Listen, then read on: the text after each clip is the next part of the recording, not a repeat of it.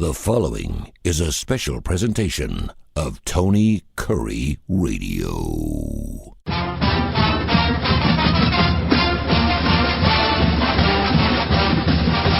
It is our most listened to show here on Tony Kurre Radio, and why not? Go Blazers. He's Mark Ingram, the UAB Athletic Director. Super easy now to, of course, maintain and keep our app.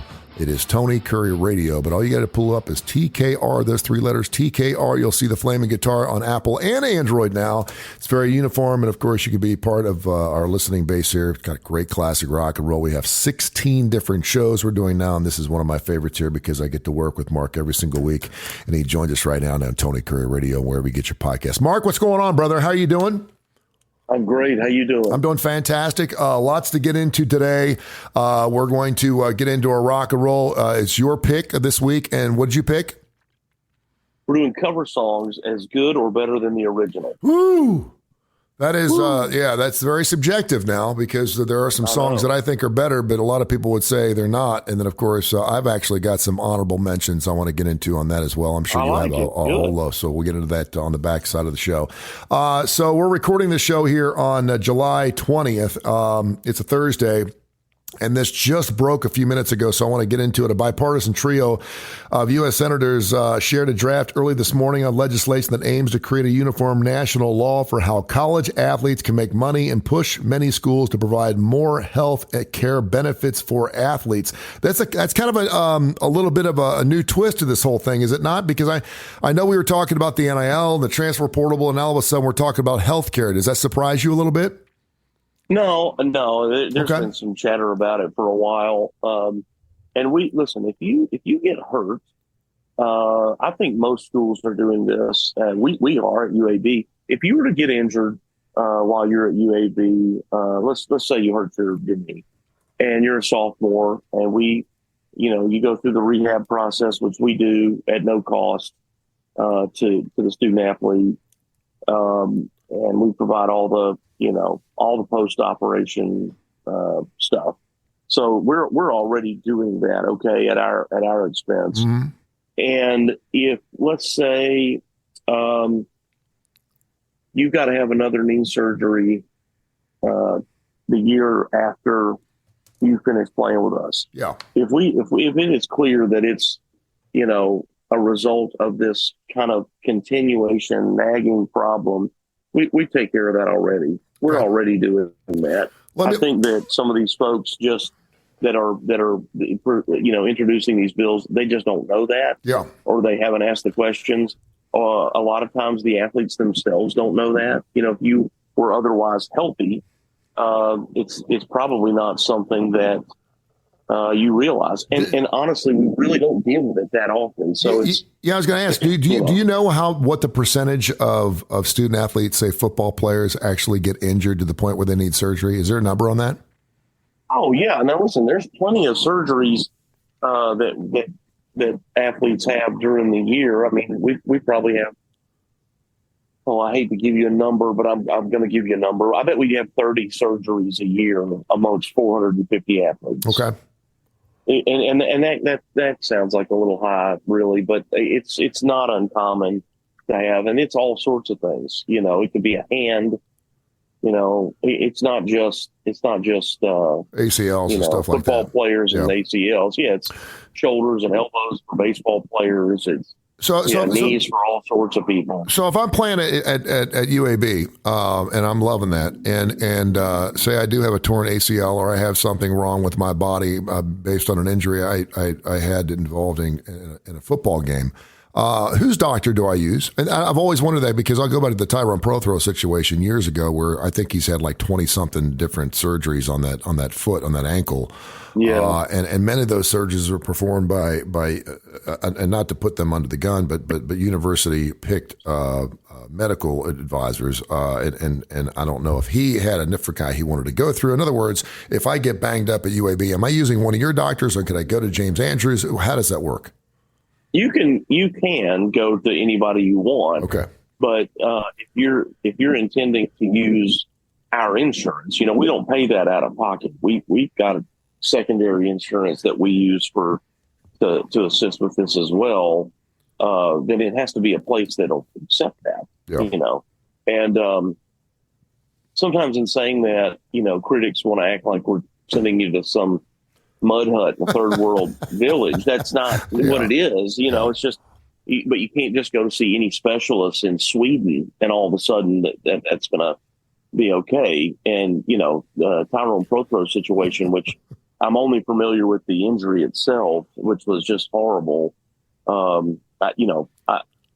would assume, I hate hearing that. I didn't know that he had to do that, but as awful as that was that day that we all saw it, I guess I'm probably not surprised. But I'm sure that the university is the same thing. It's like, hey, man, we want to help you, but, we need to go to a place that, accepts our insurance. And so he's a great example. If the university is continuing to help him with that, he's a great example of how a lot of what lawmakers are asking us to do, we're already doing, and they're suggesting that we don't, which is just not accurate. What you can't have is, okay, you hurt your left knee your sophomore year, and now 2 years out of college, you're playing pickup basketball down at the church, and you hurt your other knee, or even the same knee. Yeah. Now it's like, okay, now wait a minute. Did you hurt that as a result? Because you finished with us, fine. You played your junior and your senior year, and you were okay. But now you're 2 years out, and you're playing church league basketball or softball or something, and you turn your ankle, and you want us to pay for it. We do have to get into that. We occasionally have that. We occasionally have someone say, hey, I hurt my left knee in college, and I had the surgery, but now my right knee hurts. Yeah. Okay, well, by the way, this athlete played their sport before they came to us. Yeah. So we can't just automatically, and I would say this back to these lawmakers, we can't just assume that all these injuries and nagging pains are only a result of when they played in college. They played 10 years before they got to college. Yeah, and I'm betting there's going to be a little more scrutiny there on your physicals as some of these players come in to play athletic sports there for UAB and for every other institution as well. He's Mark Ingram. He's the UAB athletic director. This is called the UAB Director's Chair. You can find us on every major indice when it comes to podcasts, and of course listen to it here on TKR every single week at least 5 times. So I'm going to go through, there's 5 of these things. I'm going to go through them, and feel free to expound on these things. Some of them aren't surprising. I guess a couple of them are a little interesting. The healthcare, establish a medical trust fund for sports-related injuries. Athletic departments that generate at least $20 million annually will be required to cover out-of-pocket medical expenses for athletes for 2 years after they finish playing. Then athletic departments that generate at least $50 million annually would have to do the same for 4 years and provide athletes related health care coverage while athletes were playing. I don't know what this $20 and $50 million thing means. Well, it's hilarious. How many? It's absurd. Okay, so what does the money I generate have to do with health? Well, sure. Yeah. Nothing. It has. Those two things have nothing to do. So it's a clear recognition that this is an incredibly large expense. And they're basically saying that if you find yourself at a university that doesn't generate more than 20 million, I guess your health is less important than somebody who finds themselves at a university that generates more than 50. Exactly. I mean, what are they saying? It's just so silly. It makes no sense at all. It's got to be uniform. It doesn't make any sense. Yeah. I mean, like, look, man, if you want us to do something because you really care about the kids, then what difference does it make how much money we generate? Yeah. But it points to the fact that they understand that we probably can't do this. Yeah. It's just going to be really hard to do this in the manner to which they describe. Draft eligibility. All college athletes can enter drafts for professional leagues without losing their NCAA eligibility if they decide to return to school within 7 days of the draft ending. You got a problem with that? Well, I think my question, before I say problem, my question is more about, a lot of times we get into these sort of things around these professional leagues. Like one of the popular discussions is, the one and done rule in basketball. Can you go straight from high school to the NFL? People say you ought to be able to go straight from high school to the NFL. Well, talk to the NFL. Yeah. It's the NFL's rule. It's not the NCAA's rule. Yeah. So, now these lawmakers, without probably much thought or foresight into any of this, haven't talked to Roger Goodell or haven't talked to anybody with Major League Baseball or the NBA or have they talked to anybody and say, hey, how would y'all be with that? They're only running a multi-billion-dollar business themselves. So you're the owner of the LA Lakers and you just drafted somebody in the first round. and then 7 days later, that person decides, you know what, I've decided I'm going to stay at UAB and play one more year at UAB. Mm-hmm. Well, now they burned their draft pick. Yeah.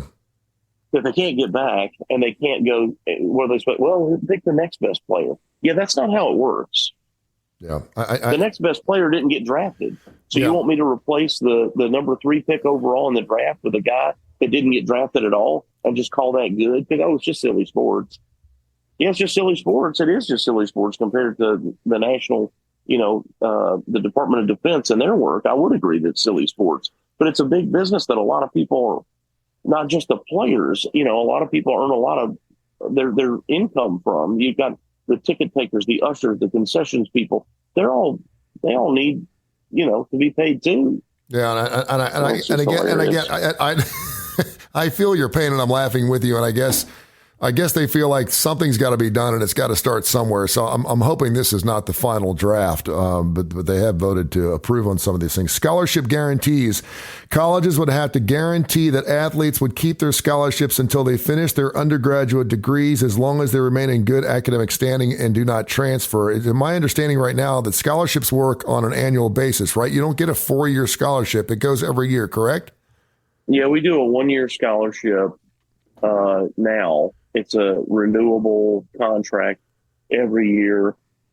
Generally, any student athlete that is in good standing and is doing what we ask them to do in terms of they're going to class, they're working hard in the weight room, and they're working hard at practice. They're basically doing what you would assume to be an obvious thing that they do.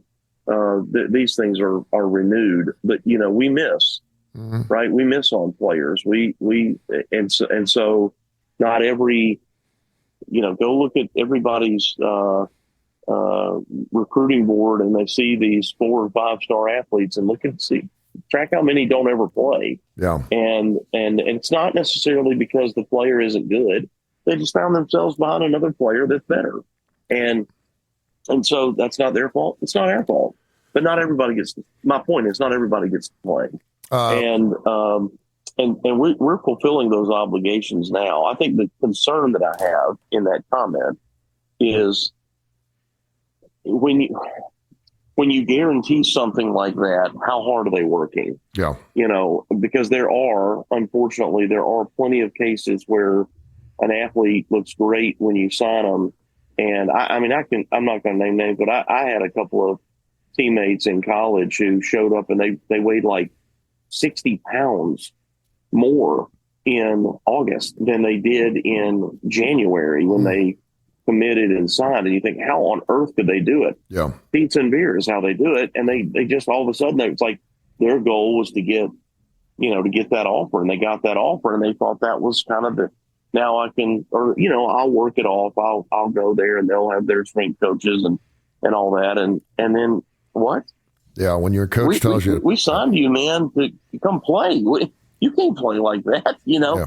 And you think that's impossible. It is not impossible. When your coach tells you to put some extra weight on, he ain't talking about doing it that way. That's not what he's talking about. So, And so anyway, you just don't want a situation where you're basically finding it, where a kid could show up and be like, yeah, I'm not playing anymore. I mean, I'm going to come to your silly practices, but I'm not really, and now you're obligated to that. Yeah.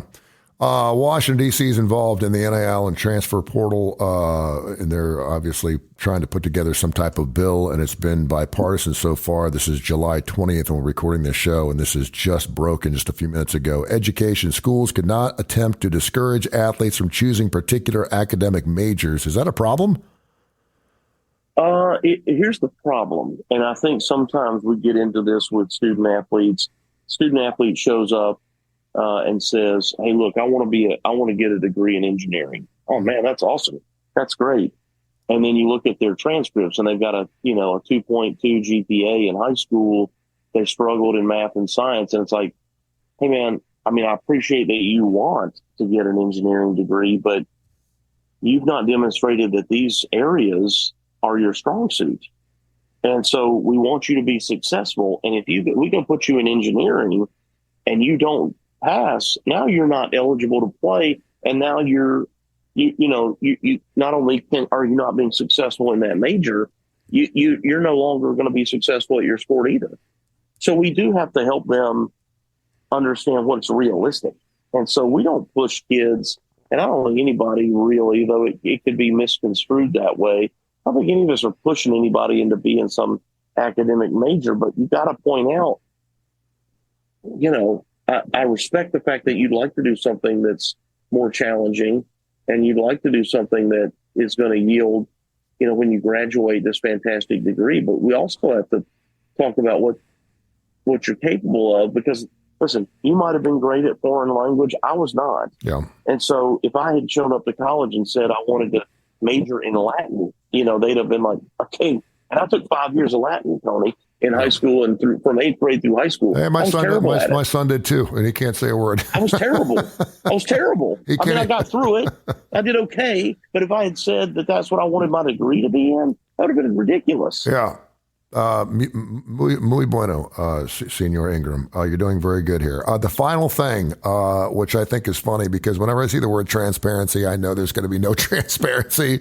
Transparency. Schools will be required to report annually on their athletics, revenue, and expenses. Like, you got time for that. How much money their coaches make. No, we do it now. Yeah, well, I know. How much money their coaches make, how much time athletes spend on their sports, academic outcomes, and the average value and total number of endorsement contract athletes sign. I don't know if that's available. The bill would also make sure that specific contract details for endorsement deals were not made public or subject to public record request, which I think is very, very interesting. Okay, your thoughts on that, or is there any thoughts? Well, just again, just like a lot of this, the people writing this, it'd be nice if they did any amount of homework. Pick up the phone and call anybody that works in college athletics. I mean, you could call an entry-level employee in college athletics, and they would have corrected you. So I just so wish that they would go back to trying to run the country. Let's fix our debt. Let's fix our labor problems. Let's get our economy stronger. Let's worry about national defense. Let's do things that are really meaningful while we elected these people to do something. And instead of this, I mean, this is just a willy-nilly. This is like when my kids were about 8 years old, they'd have come up with this.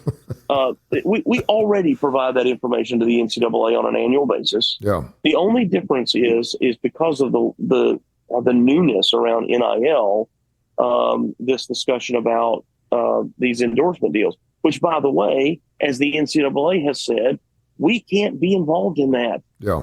So while I have software that tracks all those deals, there's no real requirement at this point. There's no requirement that the student athlete run their deal through my software. If they do, so when you see the companies like Open Doors or Influencer, who the Brandar Group, you see these companies that help with NIL, they're getting rich off NIL. That's who's getting rich off NIL, because we're having to pay for all this software. Sure. But there's no requirement for the kids to use the software.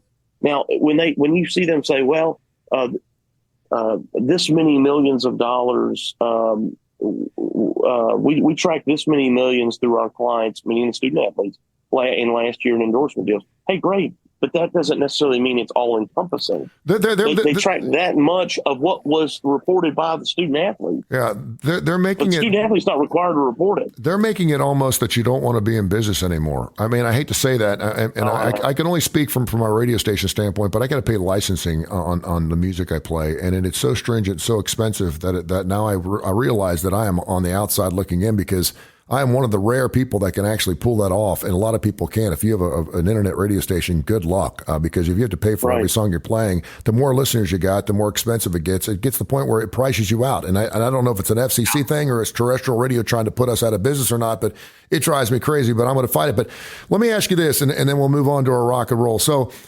first of all, none of these things seem like they protect the university at all. There's nothing that protects it's all about the NIL. And quite frankly, I thought that when Greg Sankey and those guys went up there and were talking to these guys, that they were going to be doing things to protect the university so it doesn't get out of control to these players. But it seems like it's all player driven. Am I wrong? No, you're not wrong. And that's the problem. The narrative from the beginning has been that we're just evil. Yeah, I mean, we're it's just ridiculous. Evil, and we're taking advantage of these kids. It's the same as it was wonderful to see this. a couple of the student athletes from the SEC Media Days talked about the EA Sports NCAA college football game. And they talked about how they grew up loving that game. And it was kind of a dream of theirs to one day move the cursor on the video game over their position and see their name pop up. What a thrill that would be. Tony, in the very first game, my wife's little brother, he did that and found me on the video game. Oh, wow. And he thought that was just so cool. And I thought that was so cool. It never one time crossed my mind that they should pay me for that. Yeah. And how stupid is that? And I think it's just this lost understanding of how. Do you think anybody bought the video game because they could highlight Mark Ingram's name when it's time to punt? No, you're the only one. I mean, you're the only one. I think EA Sports actually capped that out at $500 per player too. So it's not like if you're a Bryce Young or you're a great football player and you're in that game, you're not getting paid $500 would be 10 times what most everybody in that game should get. Yeah, I totally agree. Nobody's buying the game because they can highlight the left guard. You can't put a price on fame. And just the thrill. And this was the quarterback. I think I want to be careful because I'm not certain, but I believe that it was LSU's quarterback that said that. Yeah. So the quarterback, who is the most marketable on the team, is saying that. Yeah. There you go. It seems like they got their priorities straight. All right, great stuff. But, all of a sudden it's we're terrible, we're evil. So this whole narrative is that all these proposed changes are because we're just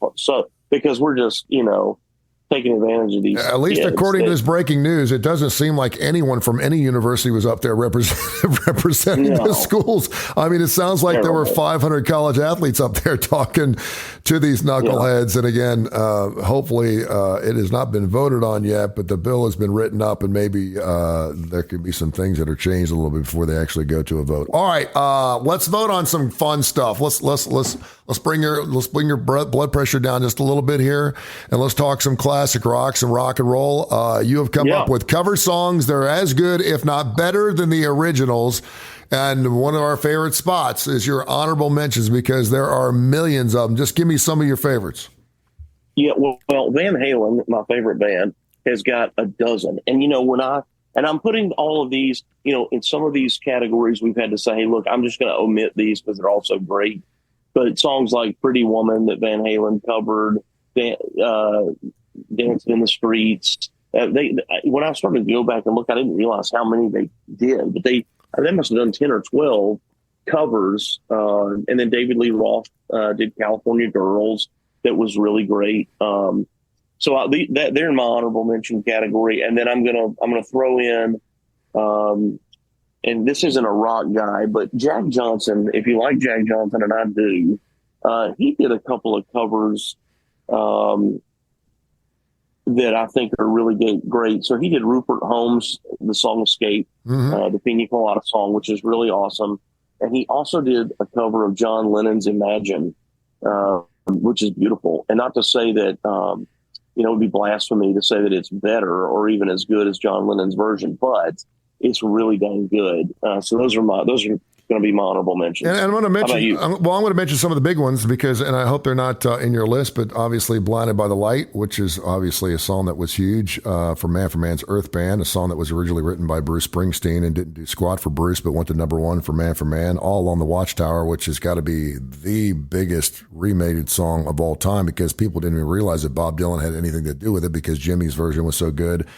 I'll Always Love You, the Dolly Parton hit, which of course was done quite right by this gal named Whitney Houston, who just took it to another level. But that thing's been redone, I think, like 78 different times. And then Always on My Mind, the Willie Nelson song that was originally written for Elvis Presley. And that song's also been done by 30 or 40 different people too. So, when you have songs being redone 30 and 50 times and being released as singles, should tell you something. You can redo any song you want, but when you're releasing it as a single, it's pretty amazing. But interesting story about Van Halen is Ted Templeton, who is their early producer on most of their albums. He told Eddie, "You're going to do a cover song on every album you do with me, because if you do great cover song, you're already halfway home to having a hit. If it was a hit first and you're doing a cover of it, then we're going to see how much better we can make it. And that's why they did everything from Happy Trails to Pretty Woman to, I mean, they just did a ton of stuff. Where Have All the Good Times Gone? It was a great song from the Kinks. They did a ton of covers. You mentioned there were a dozen of them. I thought there were more than that. And so listen, but it's funny because, and I think Eddie hated it, by the way. I know, I know he did. Eddie hated. And despite the fact that they were huge hits, and then David Lee Roth, what's he do? He goes off and does California Girls, and he's doing his own covers when he left the band. The amazing thing is, and I did a lot of research on this. I've been working on this stuff all morning long, and I really wanted to come up with 4 dingers for you. I want to give you one more honorable mention. No, go ahead.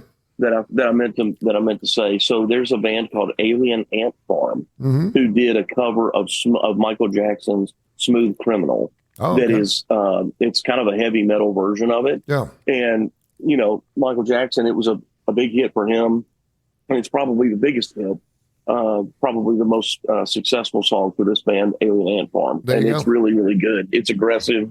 But it's their rock and roll version of that song, really, really good. What makes you realize, and there's been a lot of news about Taylor Swift recently. She's on tour. Currently, she has 4 of the top 10 albums, including the number 1 spot. And she's also got 11 albums on the Billboard Top 100 albums, which sets a record. She's setting records that she's breaking from the Beatles. And I think it's a lot different now because you can stream, obviously, music. When you and I were buying records, we had to go buy records. We had to go out and actually buy records for $7.99 and bring them home and play them. Now you just get on your phone, tap it, and it counts as a listen. And I don't think that's really fair to compare the two numbers. But Taylor writes all of her own stuff. And what I realized by going through this list of all these cover songs, and there's millions of them, not thousands, literally millions of covers of songs, you realize how many people who wrote songs that you love weren't their songs. And I never knew. And when I'm going through some of these songs, I'm like, wait a minute, that's not the original. And I'm realizing that there aren't that many original songs. There are not that many original songs. Now, there's songs that were written and then given to other artists to perform. There are songs that were written and then the artist came in and said, I love that song. Can I please play your song? And then do it that way. And then there's just some people that rip the thing off. But it was amazing to me how many songs aren't original. They're not original songs. And I will give you 4 today that I thought for sure. Speak to Taylor Swift's talent. No, it doesn't. I mean, it speaks to Taylor. Yes, absolutely. It's flipping amazing. It's amazing because you look at someone like Barry Manilow who sang a song, I Write the Songs. He didn't write that song. I mean, that's the biggest thing. He did not write the song, I Write the Songs, but he sang it and made a number 1 song. So, I mean, I'm really interested to see what your top 4 is. Give me your first one and we'll go through these.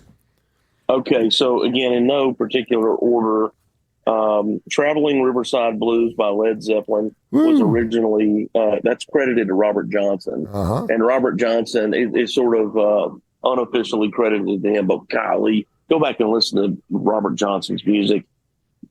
Man, I could just do that for hours. I mean, it's just incredible. I think about guys like him and how they probably, I'm assuming, he probably taught himself how to play, and then revolutionized, the slide guitar and how that blues sound came about. But yeah, so Led Zeppelin, Traveling Riverside Blues. That is an excellent choice. And I was going to do this one last, but I'm going to do it first. I'm going to go with another Led Zeppelin song. It was their first single ever released in the United States from Led Zeppelin number 2. It's the first song off the album. It's called Whole Lotta Love, man. It was written and recorded by Muddy Waters, but also the lyrics done by Willie Dixon. They actually took some of his lyrics and moved them around.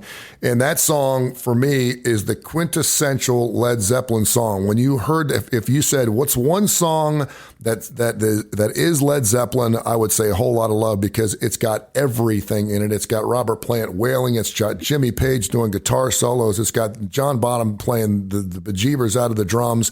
I mean, it was just an amazing song. But a lot of people didn't realize that Whole Lotta Love is actually a song written by Muddy Waters back in 1967, I think it was. So that's another one. So a pair of Led Zeppelin songs. What's your second one? So one of my favorite, I always talk about Van Halen. One of my other favorite 80s hair bands is Quiet Riot. And they they did Come On, Feel the Noise and Mama, We're All Crazy Now. Both huge hits for them, both fantastic, both originally done by the band Slade, Yes. which I didn't even know for forever. But those are two monster hits for Quiet Riot, really put them on the map. And if you listen to the Slade version, you can really hear the influence from the Slade singer to Kevin DuBrow, the singer for Quiet Riot, God rest his soul. And you can hear his style come out of those Slade versions. But those are two of my favorite songs, really, of all time, and both were covers. Mama, We're All Crazy Now is a song you don't ever hear on the radio, and it's a great song by both. It's a great song by both. I loved when they came. And that was like the third or fourth release from Quiet Riot. Oh, yeah. When they came out with the Mama, We're All Crazy, it may have been their last hit they actually came out with, but it's a great, great song. All right, my second one, there's a guy named Robert Hazard. Do you know who he is?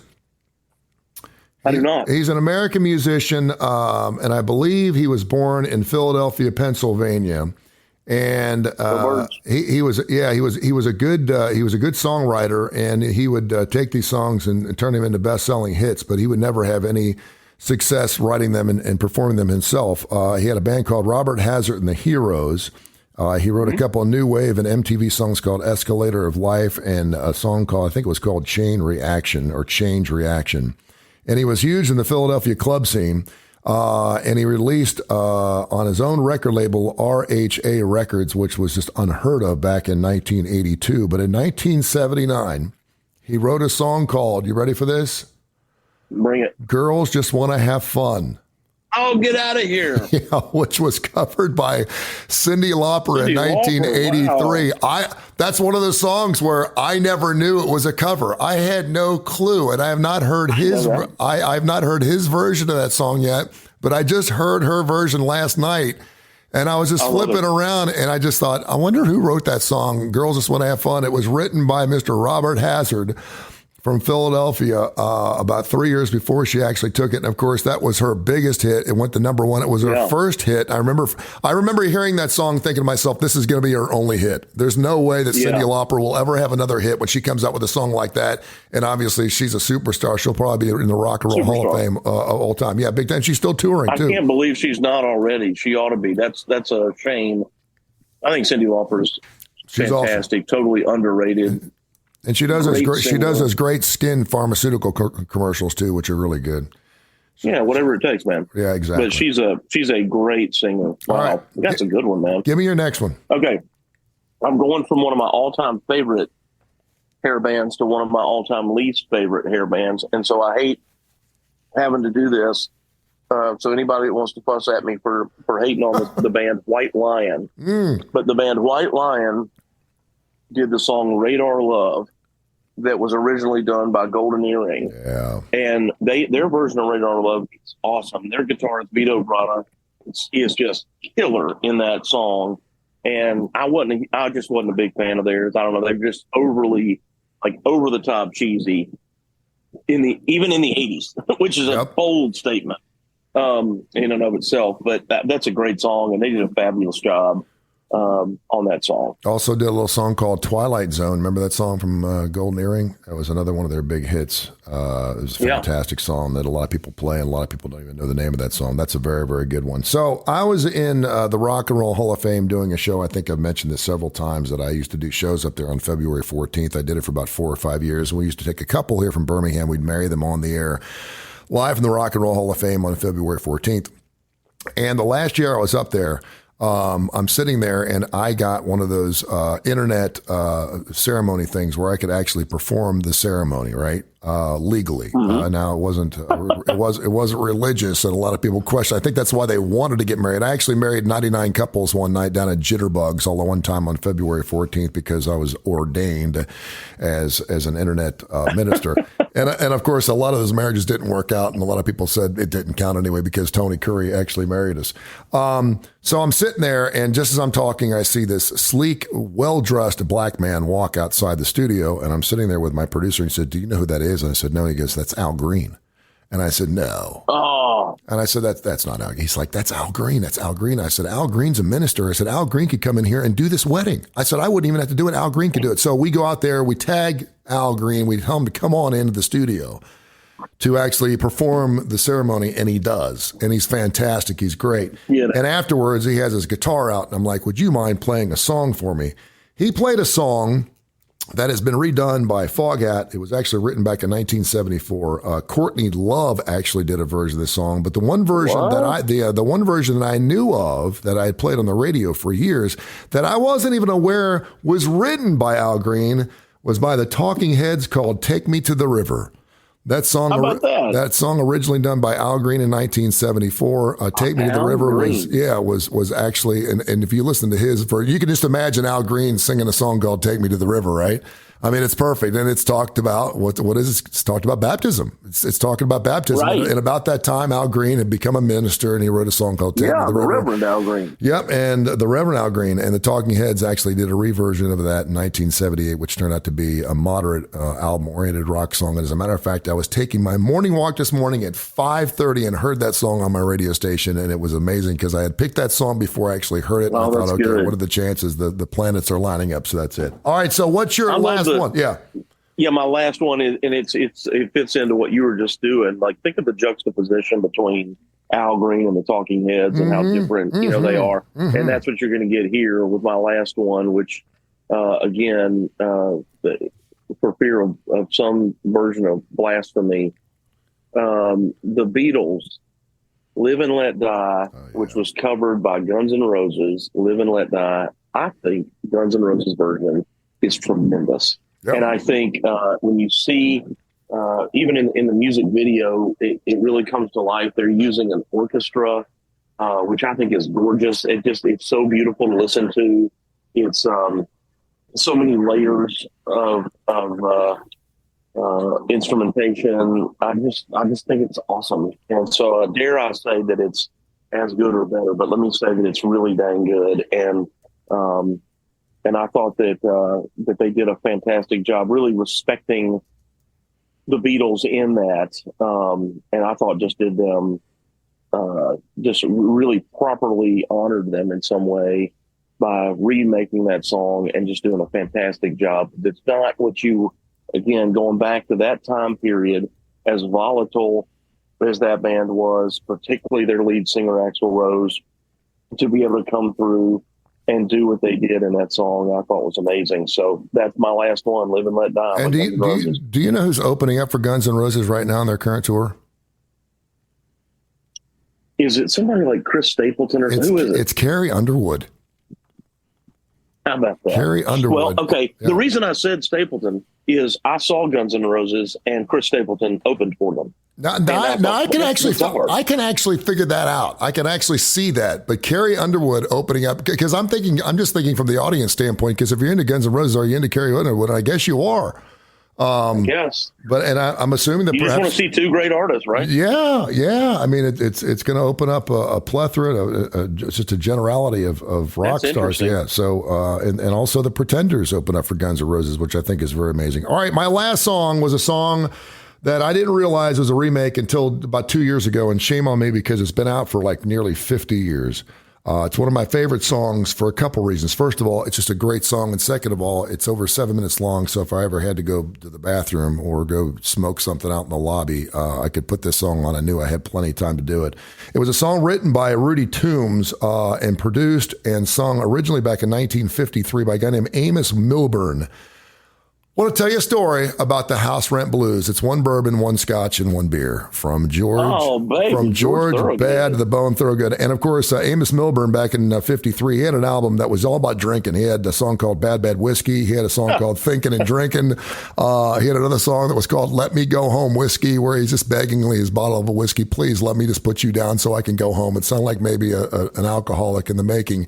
But he was the original that wrote one bourbon, one scotch, and one beer. And of course, if you listen to his version and you listen to George Thorogood's version, they're totally different. It's the same song, same lyrics, and the same beat, but his version was about 3.5 minutes long, and George's was over 7 minutes long. And that is like one of the greatest songs that if you know all the words to it, man, you don't want to stop listening to that song. Now, let me tell you a story about the House Run Blues. Scratch My Back, Baby. That is one of my favorite remakes. And that was the first song I thought of. One. Yeah, it was one of the first songs I thought of when you brought this up. Hey, great stuff, Mark. We'll catch up next week. We'll get after it. And we're going to do some emails next week. So make sure you send them to us, info@TonyCurryRadio.net. Info@TonyCurryRadio.net, a show you can hear at least 5 days a week right here on TKR and, of course, wherever you get your podcast. This is UAB's Director's Chair with Mark Ingram and Tony Curry here on Tony Curry Radio. Go Blazers. This has been a special presentation of Tony Curry Radio.